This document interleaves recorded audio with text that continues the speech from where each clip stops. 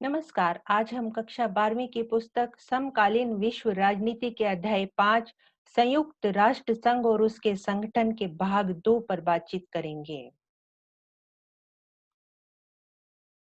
आज की चर्चा के अंत में हम जिन बिंदुओं पर जानकारी प्राप्त कर पाएंगे वे हैं संयुक्त राष्ट्र संघ की प्रमुख एजेंसियां, संयुक्त राष्ट्र संघ के उद्देश्य एवं सिद्धांत, संयुक्त राष्ट्र संघ को एक ध्रुवीय विश्व में अधिक प्रासंगिक बनाने वाले के उपाय, अंतर्राष्ट्रीय संस्थाएं और गैर सरकारी संगठन, यूनेस्को, यूनिसेफ और आईएलओ। पांचवें बिंदु पर बात करते हैं संयुक्त राष्ट्र संघ की प्रमुख एजेंसियां। संयुक्त राष्ट्र संघ की प्रमुख एजेंसियां हैं विश्व स्वास्थ्य संगठन डब्ल्यूएचओ, संयुक्त राष्ट्र बाल कोष यूनिसेफ, संयुक्त राष्ट्र विकास कार्यक्रम यूएनडीपी, संयुक्त राष्ट्र शरणार्थी उच्च आयोग यूएनएचसीआर, संयुक्त राष्ट्र मानवाधिकार आयोग यूएनएचआरसी, संयुक्त राष्ट्र व्यापार एवं विकास सम्मेलन यूएनसीटीएडी तथा संयुक्त राष्ट्र शैक्षिक सामाजिक एवं सांस्कृतिक संगठन यूनेस्को। छठे बिंदु पर बात करते हैं संयुक्त राष्ट्र संघ के उद्देश्य एवं सिद्धांत। संयुक्त राष्ट्र संघ के उद्देश्य हैं अंतर्राष्ट्रीय शांति व सुरक्षा को बनाए रखना, राष्ट्रों के बीच मैत्रीपूर्ण संबंधों को बढ़ाना, आपसी सहयोग द्वारा आर्थिक, सामाजिक, सांस्कृतिक तथा मानवीय ढंग से अंतर्राष्ट्रीय समस्याओं को हल करना, अंतर्राष्ट्रीय संधियों एवं अंतर्राष्ट्रीय कानूनों को सम्मानपूर्वक लागू करवाना और राष्ट्रों की प्रादेशिक अखंडता और राजनीतिक स्वतंत्रता का आदर करवाना। सातवां बिंदु है संयुक्त राष्ट्र संघ को एक ध्रुवीय विश्व में अधिक प्रासंगिक बनाने के उपाय। संयुक्त राष्ट्र संघ को एक ध्रुवीय विश्व में अधिक प्रासंगिक बनाने के लिए शांति संस्थापक आयोग का गठन किया जा सकता है तथा मानवाधिकार परिषद की स्थापना भी की जा सकती है। सहस्त्राब्दी विकास लक्ष्य को प्राप्त करने पर भी सभी देशों की सहमति बनाई जा सकती है या बनाई जानी चाहिए। एक लोकतंत्र कोष का गठन किया जा सकता है।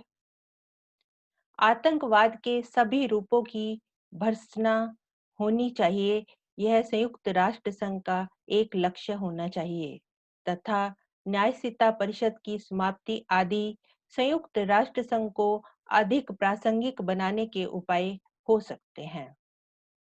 आज एक ध्रुवीय विश्व व्यवस्था में जब अमेरिका का वर्चस्व पूरे विश्व पर हो चुका है, तो ऐसे में संयुक्त राष्ट्र संघ भी अमेरिकी ताकत पर पूर्ण रूप से अंकुश नहीं लगा सकता है, क्योंकि अमेरिका का इसके बजट में योगदान सबसे अधिक है। इसके अतिरिक्त इसका मुख्यालय भी अमेरिकी भूक्षेत्र पर स्थित है। इसके बावजूद संयुक्त राष्ट्र संघ एक ऐसा मंच है जहां पर अमेरिका से रोष होने पर विश्व के अन्य देश वार्ता करके उस पर नियंत्रण रखने का प्रयास कर सकते हैं। आठवां बिंदु है संयुक्त राष्ट्रीय संस्थाएं व गैर सरकारी संगठन।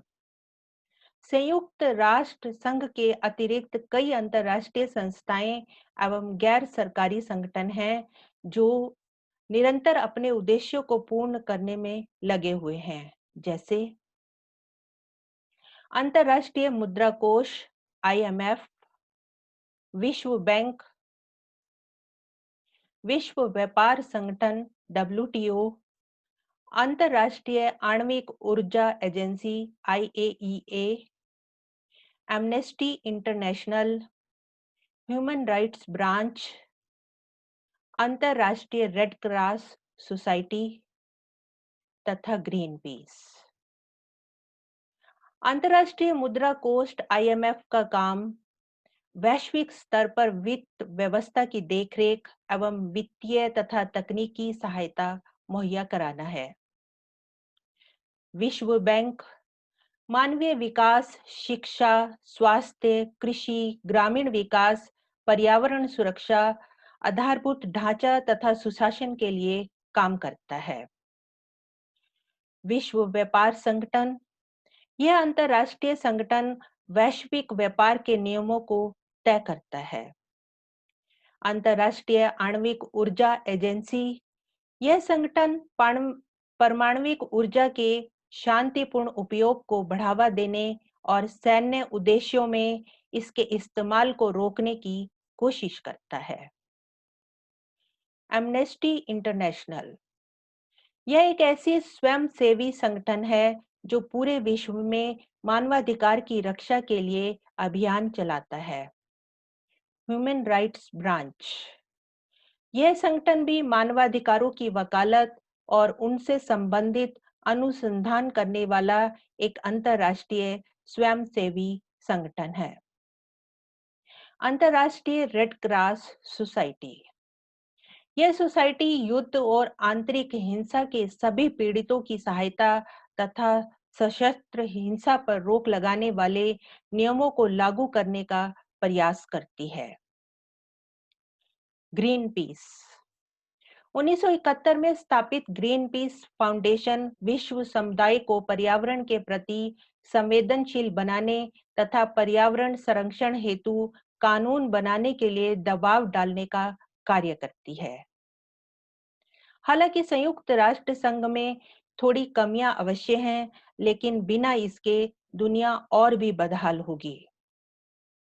संयुक्त राष्ट्र संघ एवं उपरोक्त वर्णित सभी आर्थिक व गैर सरकारी संगठनों ने देशों की पारस्परिक निर्भरता को बढ़ाया है, जिससे संस्थाओं की उत्तरदायित्वता का भी बढ़ती जा रही है। इसलिए आने वाले सरकार को संयुक्त राष्ट्र एवं इन अंतर्राष्ट्रीय संगठनों के समर्थन एवं उपयोग के तरीके भी तलाशने होंगे। 9वां बिंदु है यूनेस्को। संयुक्त राष्ट्र शैक्षिक, वैज्ञानिक और सांस्कृतिक संगठन यूनेस्को की स्थापना 4 नवंबर 1946 को हुई थी। पेरिस, फ्रांस में अपने मुख्यालय के साथ यूनेस्को संयुक्त राष्ट्र संघ का एक विशेष निकाय है, जिसका मुख्य उद्देश्य शिक्षा, प्राकृतिक विज्ञान, समाज और मनुष्य जाति के विज्ञान, संस्कृति और संचार को बढ़ावा देना है। पिछले कई वर्षों के दौरान यूनेस्को द्वारा कई विशेष कार्य जैसे साक्षरता, तकनीकी और शैक्षिक परीक्षण और स्वतंत्र मीडिया आदि को सभी सदस्य देशों में बढ़ावा देने के लिए किए गए हैं। यूनिसेफ संयुक्त राष्ट्र अंतर्राष्ट्रीय बाल आपातकालीन कोष यूनिसेफ की स्थापना 1946 में संयुक्त राष्ट्र महासभा द्वारा एक निकाय के रूप में की गई थी, जिसका मुख्य कार्य बच्चों के लिए आपातकालीन निधि एकत्र करना और दुनिया भर में उनके लिए विकास कार्यों में मदद करना था।